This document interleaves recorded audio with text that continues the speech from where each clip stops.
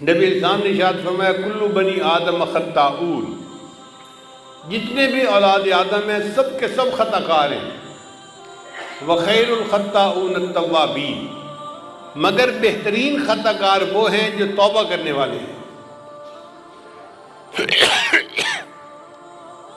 اس کا مطلب یہ ہوا کہ خطا تو ہو جاتی ہے، مگر اس کے بعد جب بندہ توبہ کر لیتا ہے تو وہ گناہ یا وہ خطا اس بندے کے بلندی درجات کا سبب بن جاتا ہے۔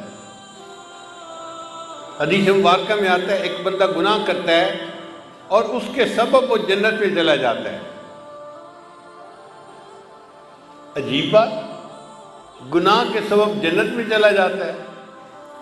تو اس کی شرح میں محدثین نے لکھا کہ ہاں گناہ تو وہ کر بیٹھا، اب اس کے دل میں ایک آگ لگی ہوئی ہے، کیا غلطی کر لی؟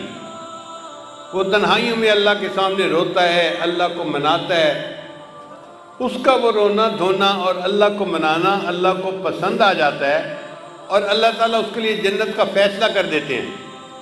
تو جب جنت کا فیصلہ کرتے ہیں تو شیطان افسوس کرتا ہے میں اس سے یہ گناہ ہی نہ کرواتا، کیونکہ اس کی وجہ سے، توبہ کی وجہ سے یہ تو جنت میں چلا گیا۔